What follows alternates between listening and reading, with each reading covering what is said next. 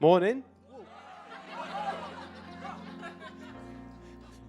God, I feel like Paul on the road of Damascus. Right, okay.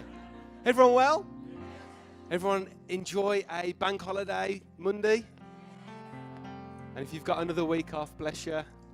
If you're back to work, or you have been back to work, never mind. I'm going to enjoy my one more week. But it's so great to be with you all this morning. And are you ready for an entertaining morning? I'm not going to be funny or anything like that, but we're going to get the kids involved a little bit later on.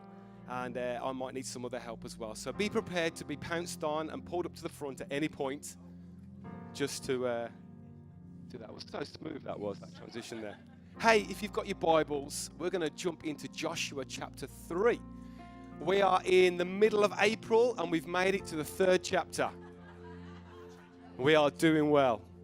I'm going to change the mic one more time because I like the number 3. Because we're reading from Joshua chapter 3. Everyone ready? Right, now I haven't put it on the screen.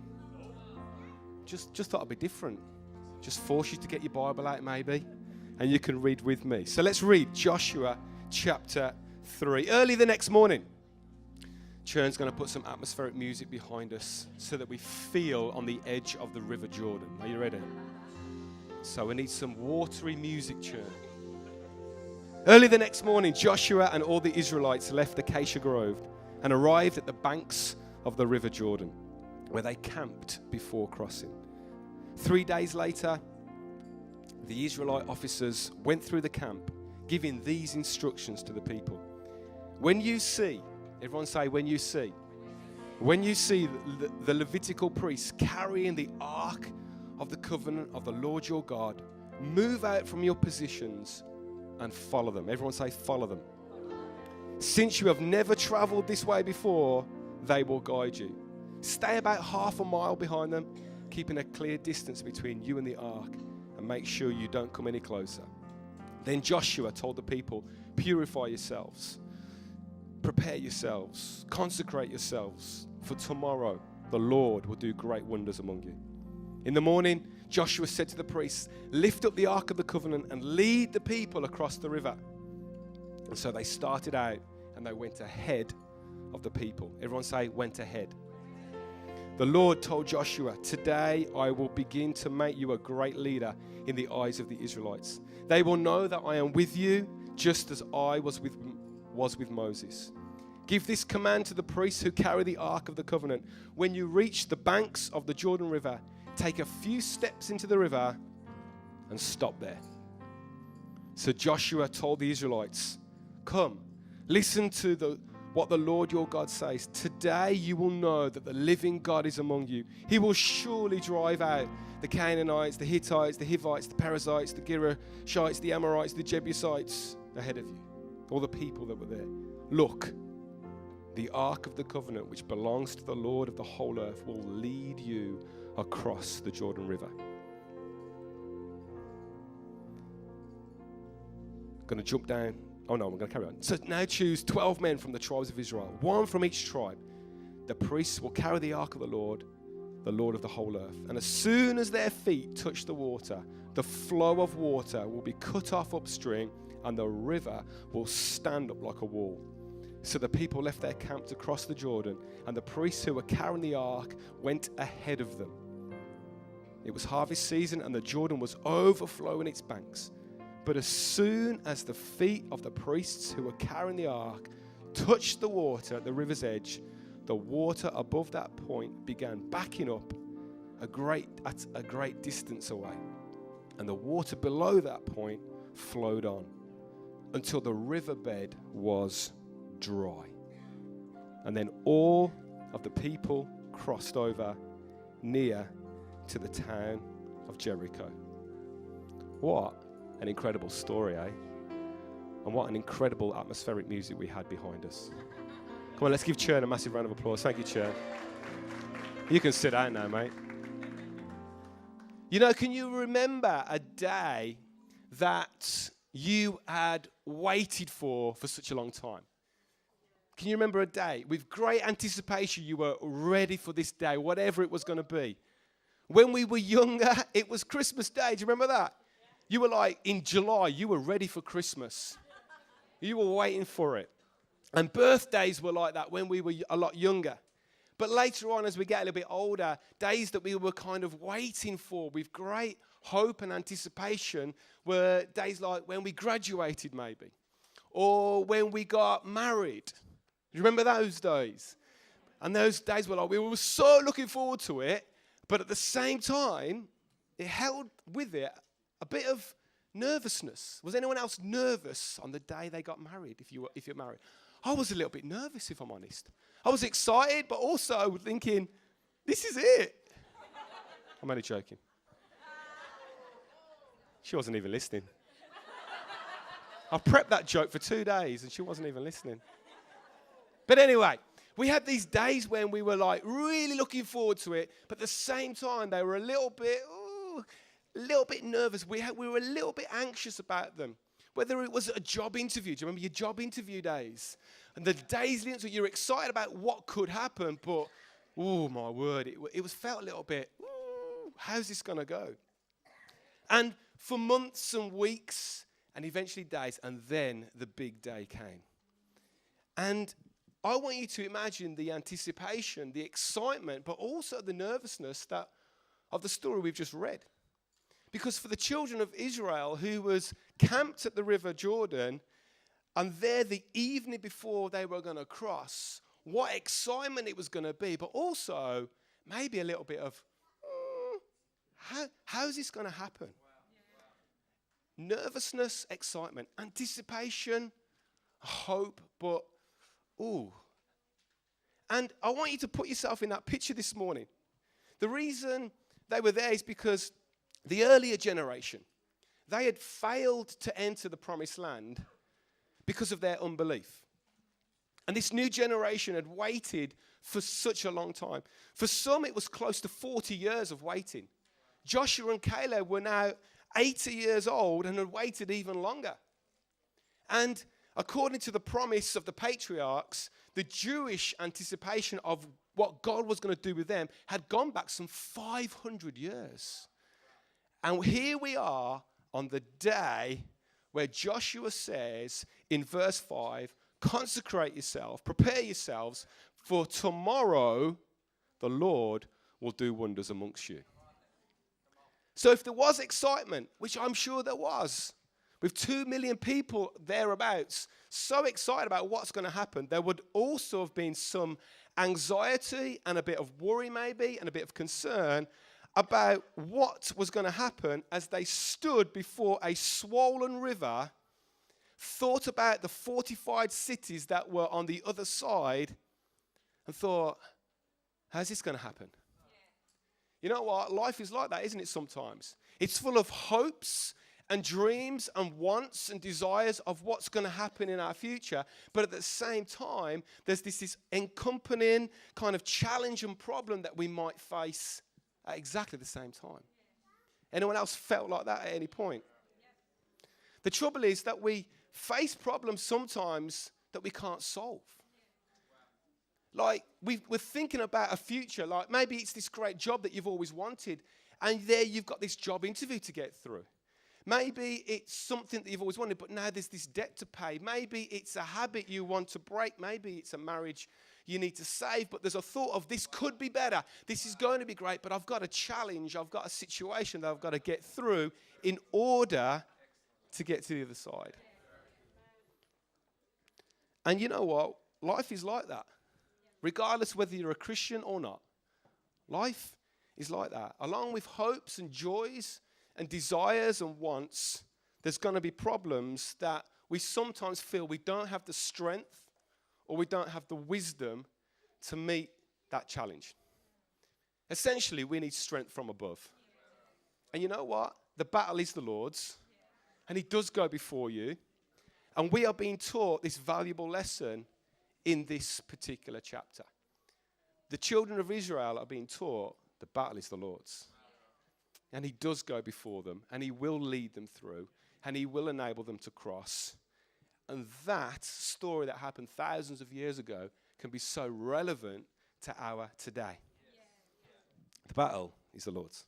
You know, the Jordan River, I've never been. Anyone ever been to the Holy Land, to Israel, seen the Jordan? Everyone had dipped in it? There's a few of you. I've never been, but it's 156 miles long. That's a big river. And it travels from north to south, from the Sea of Galilee at the top, all the way down to the Dead Sea. I think there's a thing behind me. It basically lies on the eastern border of modern-day Israel and the western border of Syria and Jordan. And because of its great length, because of its kind of central location, the Jordan River is mentioned in the Bible, guess what, 185 times. This river is mentioned. It's where Jesus was baptized. Elisha and Elijah walked through it. There's so many stories centered around the Jordan River, as well as the story that we're focusing in on today. And so I want to focus in on that Jordan River today. You know, the Israelites journeyed from slavery in Egypt to the land that God had promised them. And the River Jordan acted as this obstacle, but also as what was going to be the path to the promised land. It was their obstacle, but it was also going to be their path. And Israel, the people had wandered in the wilderness for 40 years. That's a long time. As a punishment, really, for distrusting the Lord's care when he first brought them out of Egypt. Moses himself, the great Moses, was denied entry to the promised land. All he was allowed to do was view it from the top of a mountain on the other side of the Jordan before he died. And it was going to be the next generation of Israelites who were going to stand on the banks of the Jordan, ready to enter Canaan, the promised land at last. And only the river stood in their way. And the Bible tells us in verse 15 that it was at flood stage. It was at high tide, if you like. And at God's command, Joshua, who is the new leader, he instructs the priests who carry the Ark of the Covenant. If you don't know what I'm on about, think of Raiders of the Lost Ark, Indiana Jones. Are you there with me? And he instructs them to kind of bear the ark, carry the ark, and go and stand in the river. And they obeyed, and we just read that the Jordan River immediately, this massive, humongous river, this body of water, just stops flowing.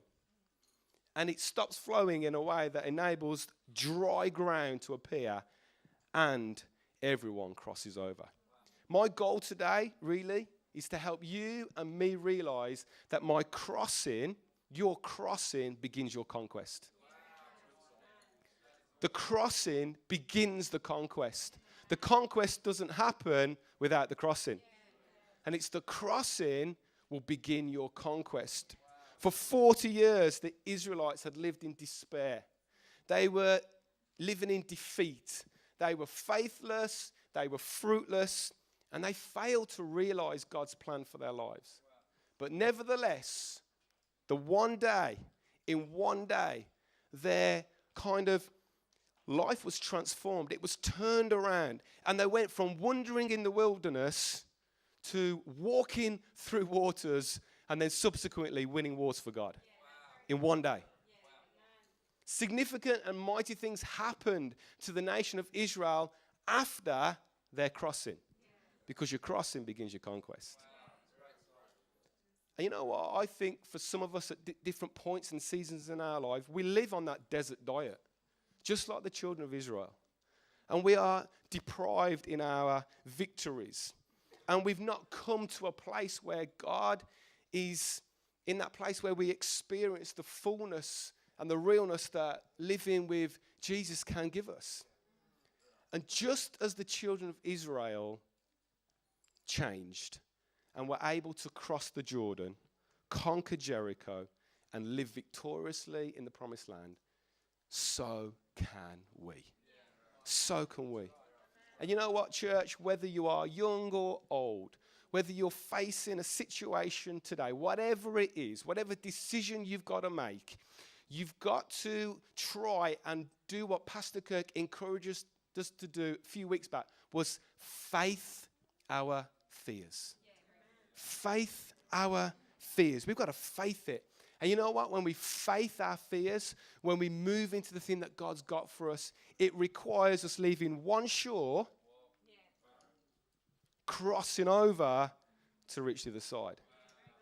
We've all got hopes and dreams and wants and desires. We've all got promptings and leadings from God. God's got put some great things in your hearts and your minds, things that you want to start up, ministries that you want to see happen, businesses, affecting people in a really positive way. But you know what? That conquering, that realization of that happening only happens when we cross whatever obstacle, whatever thing is before us, because our conquest begins with our crossing. And I want you to picture the scene this morning in a very real way, because something so significant and so different happened when the children of Israel crossed the River Jordan that nothing like this had ever happened before. And I only saw this when I really began to read the story. And so I don't want us just to read it and think about it. I want us to see it. So are you ready? Now, they say never work with children and animals, so this could go horribly wrong. All right? But I've asked 7 of our brilliant Connect kids to come out. So if Eden and Caden and Darcy and Summer and I believe Hope and Toby and Joshua, if you want to come out now, and the church will give you a massive round of applause.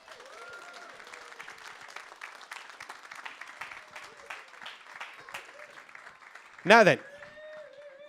Now, you know the creative team last week just were fabulous, weren't they? We had gardens and everything. And this week, we've got a cardboard box with the ark printed on it. Can I just show you one thing in here? I want to see this. Someone didn't know how to spell ark. So they gave me a C and a K.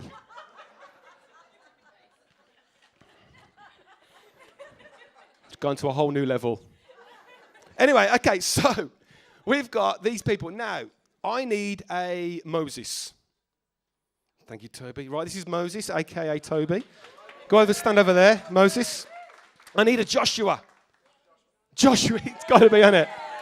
It's got to be. Brilliant. All right, go and stand over there with be the protege of Moses. Right, okay, I need 2 priests to carry the ark. Hope and Summer, brilliant, excellent. Now, we've got some really expensive costumes for you as well. So Abby's going to dress you as a priest. And then I've got 2 soldiers. Okay?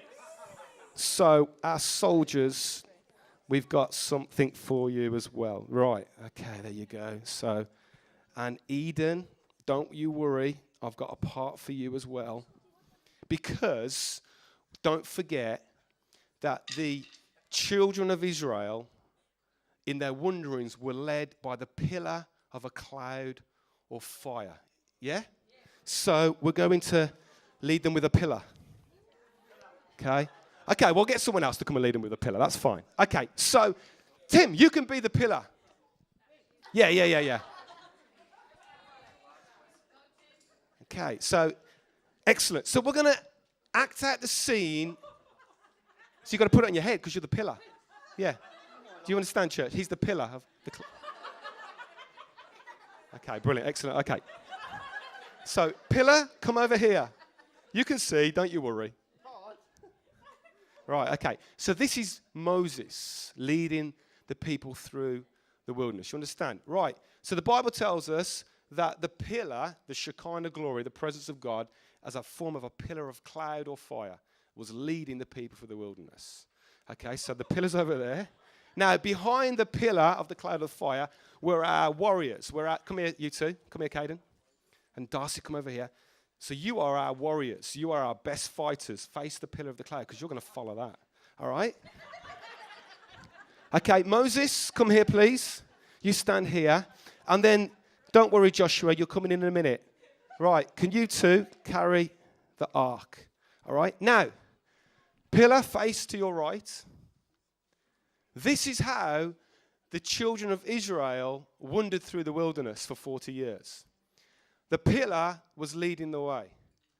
The army, their best fighters, the tribes, were behind the pillar.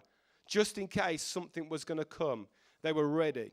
Moses, I imagine, and the people with the priest carrying the ark followed. Do you understand? Okay. Now we're going to fast forward 40 years, and we're going to fast forward to the moment where the children of Israel, with Joshua as their new leader. So, Moses, you can die. Oh, what great acting that was. Okay, you can move your bones over there. Joshua, come here, right? You're now in charge. Now get this. This is the last time you see the pillar of cloud and fire. So wave bye-bye to that. Thank you, pillar.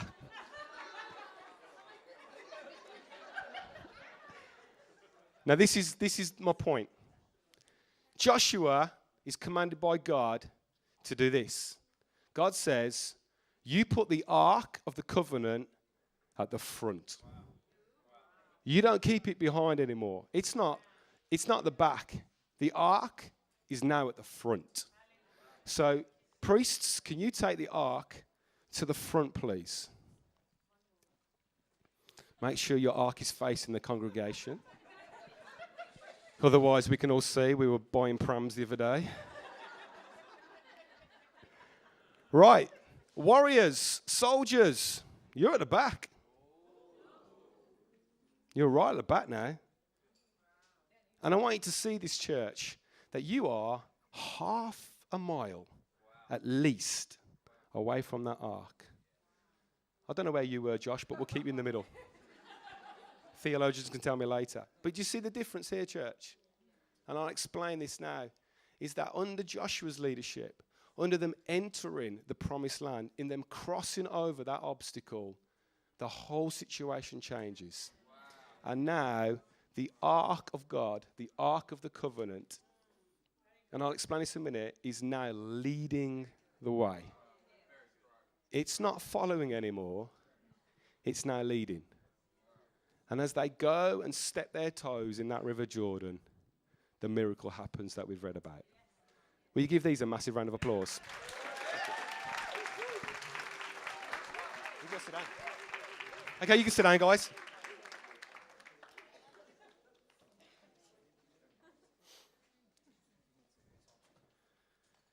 You see, what I've learned from studying this chapter, and what I'm hoping you are picking up, is that there's got to be requirements for miracles. Yeah.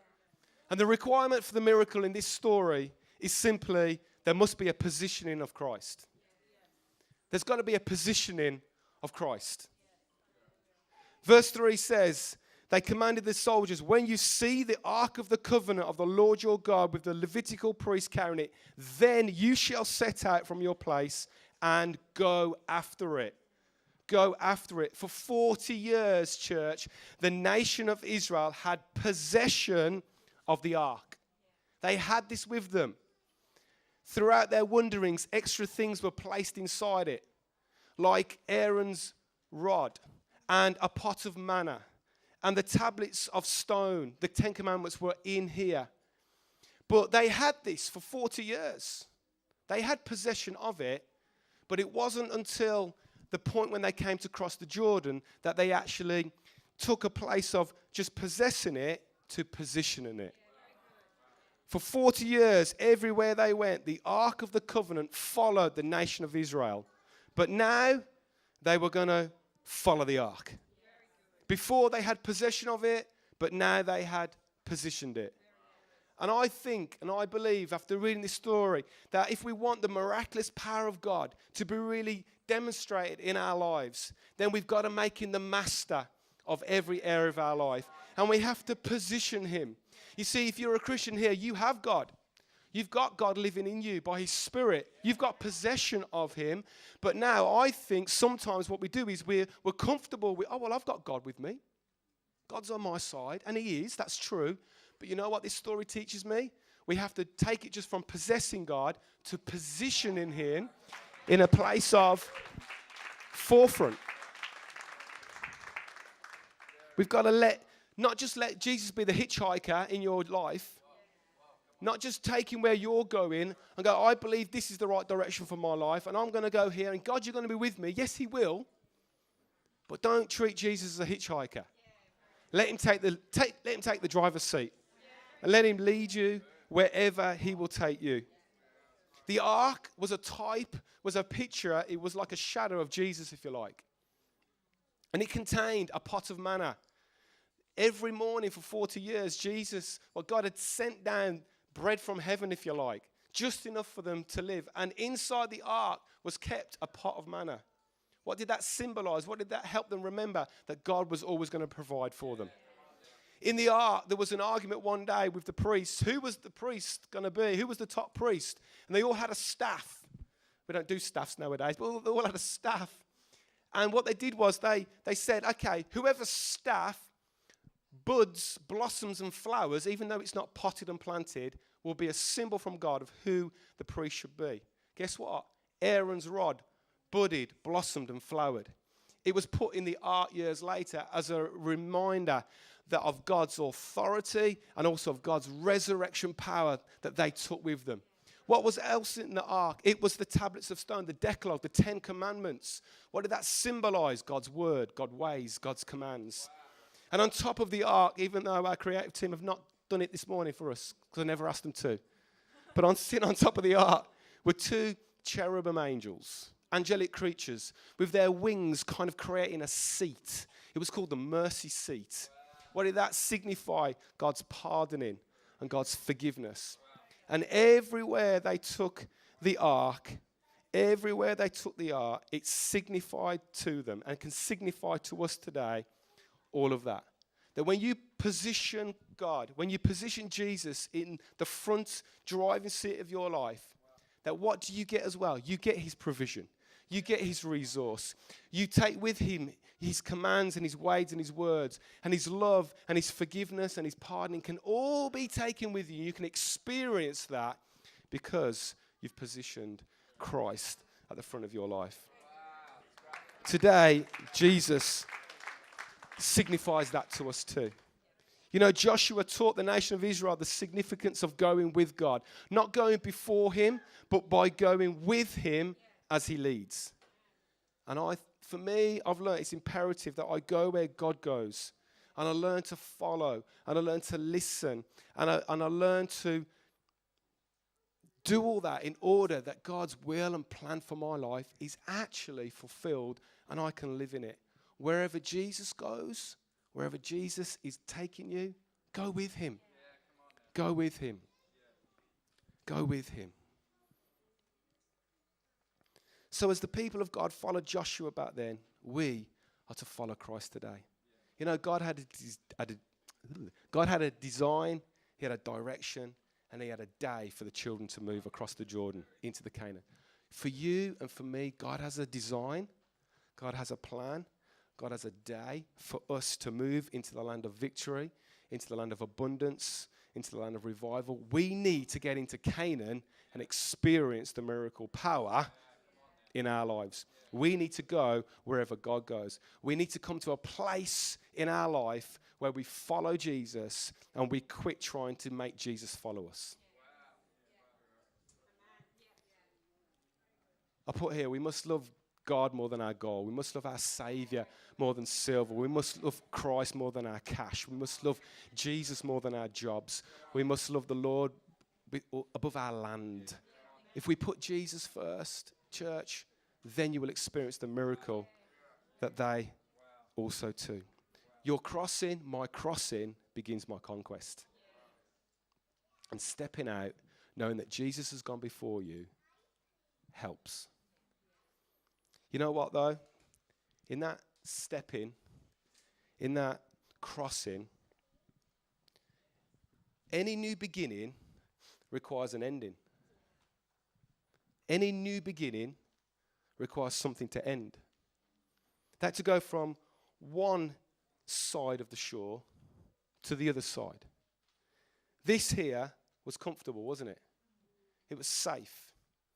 They had this river between them, this swollen river. It was flood stage. And yet, any new beginning requires this to end. And church, That's the tension that you and I live in, I think. Is that leaving one shore to cross over is that point where we feel most vulnerable. We maybe feel most unsure at times. See, when I read this story is that Joshua led the people. The ark led the people up to a certain point, and then it stopped. When they carried the ark through the Jordan River, they didn't walk all the way through the Jordan River. The Bible says that they got to probably about midway, and they stop. They stop. All these people are now following the ark, and they see the Jordan River part. They see dry ground before them, and it would make obvious, and you're kind of feeling confident. Yeah, wow, God did what a miracle. And they go, and just imagine the point when they get up to level with the priests.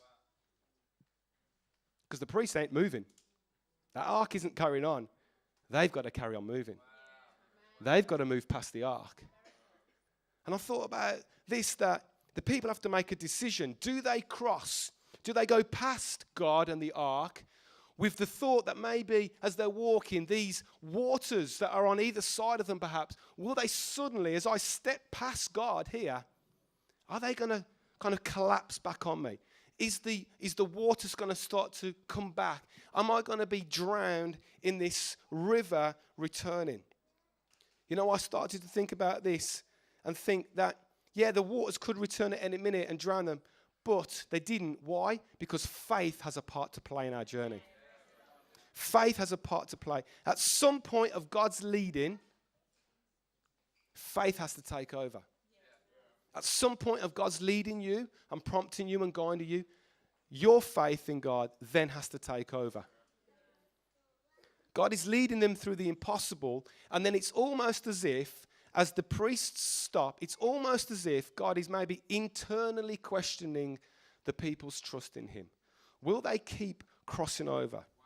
Joshua tells the people in chapter 1, verse 11, he says, go through the camp and tell the people to get their provisions ready, because in 3 days you will cross the river Jordan and take possession of the land the Lord your God is giving you. They were told they were crossing, but they weren't told how. They were told they were crossing, but they weren't told how. And I've come to that very same conclusion, that when we feel prompted and guided and led by the Holy Spirit, you and I will have very little detail of how that's going to happen. God's put something in your heart, it's going to happen. But there's little detail of how or when or the kind of details of it. The people of God went forth in faith, and you and I need to do the same. Go as far as you can, and then depend on divine intervention. You know, when about 18 months ago at school, a lot of you have heard kind of the story a little bit, but I felt really led and prompted by God to really try and make a bigger impact at school for Jesus. And I remember I've been working at the same place for like 17 years. And I remember thinking, I was quite nervous, really, about making a stand, really. I'm a member of staff in a school. I'm not like a youth worker in a school. I'm a member of staff in a school. And how can I really try and promote Christian distinctiveness in my school? How can I promote Jesus in my school? And I really felt God was saying, you need to go and present your ideas and your wants to the headmaster. And I held back for a little bit, held back for a long time. Really nervous, thinking about what will people think. Will they think that, this science teacher's trying to ram the gospel down people's throats? Is he a bit of a Bible basher? He's part of the God squad, whatever it is.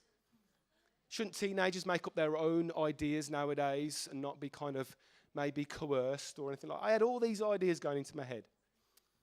But you know what? I had to do what the children of Israel did. And my prompting, my leading, led me up to a certain point. It led me up to a point of the headmaster's door. And then I almost felt like God go, okay, now faith takes over. You got to do your bit now. I've opened an opportunity for you.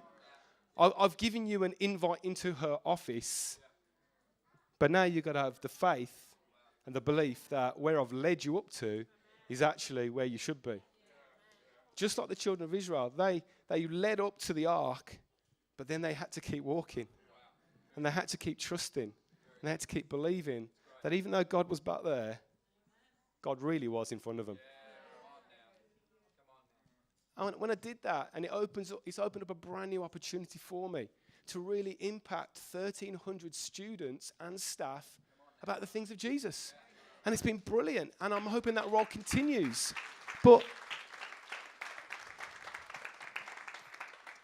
you see, I've put on the screen, God will lead you in the best way to the best end. God will lead you in the best way to the best end. But you and me, we have to make a move. We have to step. We have to leave the familiar. We have to leave the comfortable. We have to leave the easy and enter into God's new thing for you and I is on the other side. It's always across the river. It's always across the river. Any new beginning requires an ending. Any new beginning requires this to end in order for that to begin. And for me to get from this side to that side, I've got to cross. I've got to pass through an obstacle that's seemingly immovable, but is actually the path for me to get from one side to the other side. I'm aware of time, and I'll conclude. But that was the scary thing. That's the scary thing is crossing over. I remember being a young youth pastor, having no idea of how to lead and build a youth group. I had no idea. I remember comparing myself to other youth pastors around the area at the time. There were some big youth ministries, and I felt so inadequate. I felt so unqualified. I felt absolutely clueless. And many seasons came and went, and of incredible lows, but slowly and surely, we began to see that ministry grow and become a larger group of teenagers who a lot of them are around today, thank the Lord, becoming more confident in their own calling and in their own walk with God. Did we keep them all?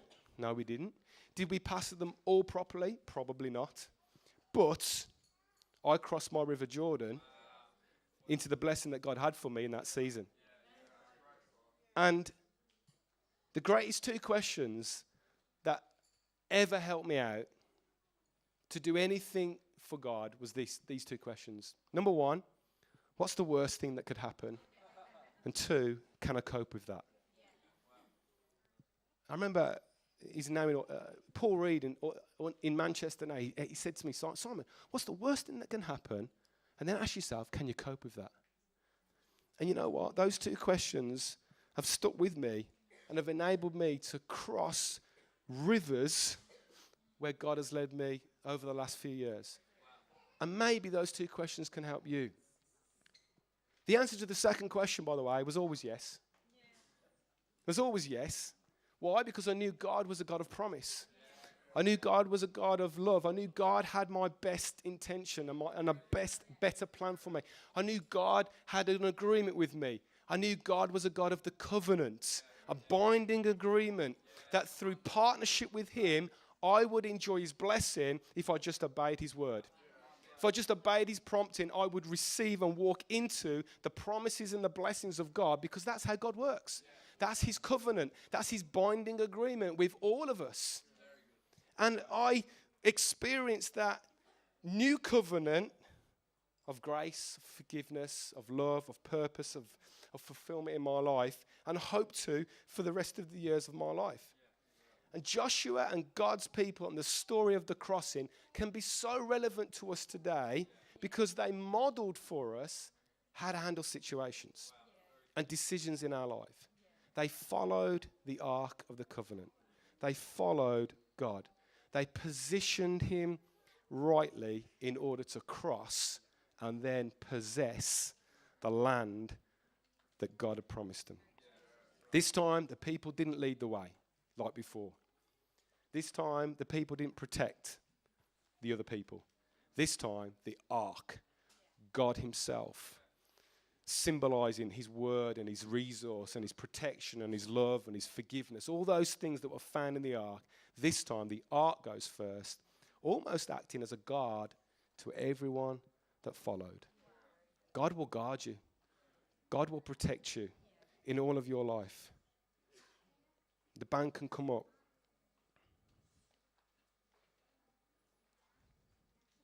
You know what? God's leading furnishes a strength. God's leading furnishes a strength within us that we never had. You may not have or feel like you've got the strength to carry on, to cope, to deal with it. But God's leading, when you position Christ rightly, there will be a strength that is furnished within you that enables you to do a work that you never did or never could. And that's why God reminded the generations that followed. He didn't want it just to be a story of 2,000 plus years ago to a generation back then. He wanted this word, this story to impact us in 2018. And throughout the Bible, God was reminding his people all the time that he was with them, that he would lead them, and that they could face situations. And that if they positioned Christ, if they positioned God at the front of their life, and they dedicated their lives to following him, then everything, his plan, would work out for them. Isaiah, he wrote this. He said this. It's on the screen. When you go through deep waters, I will be with you. When you go through rivers of difficulty, you will not drown. King David, years later, he penned a famous psalm, Psalm 23. Within that, it says this: he renews my strength. He guides me along right paths, bringing honor to his name. And even when I walk through the darkest valley, I will not be afraid. For you are close beside me, your rod and your staff protect and comfort me. Alluding back to the ark and what it had done for them. Years later, Paul the apostle, he encourages the church. He says this in Hebrews 12, verses 1 to 2. He says this: let us run with endurance the race that God has set before us. And we do this by keeping our eyes. Just like the children of Israel, they waited and saw when the ark was moving. And when the ark moved, they moved. Paul says, when you see this, keep your eyes, fix your eyes on Jesus, the champion who initiates, who goes before you, who leads you. And by following him, guess what? He perfects your faith. He helps you in your faith. He helps you in your walk. He leads you. He guides you because he initiates it and then says, come on, follow me. And I'll take you up to a certain point, and then your faith and your hope and your dependence in me, that takes over. But don't worry, I'm already ahead anyway. He encourages the church in Corinth again. He says this in 2 Corinthians 3, verses 4 to 5. He says, such confidence we have through Christ before God. Not that we are competent in ourselves to claim anything for ourselves, but our competence, our help, comes from God. He made us competent as ministers of the new covenant. Church, your crossing over begins the conquest. The conquering doesn't happen before you cross. And whatever situation you've got to cross, whatever obstacles in your way, know that the obstacle is also the path that God will open up, enabling you to walk through it as he leads you. Jesus goes before you and he bids you to join him on the other side. I want us to sing a song in response. It's called Oceans. And I want you to read the words and sing the words and pray the words out. And I believe God has spoken to you already this morning in a way that will help you in your journey and walk with him. Would you stand with us, church, as we sing this song?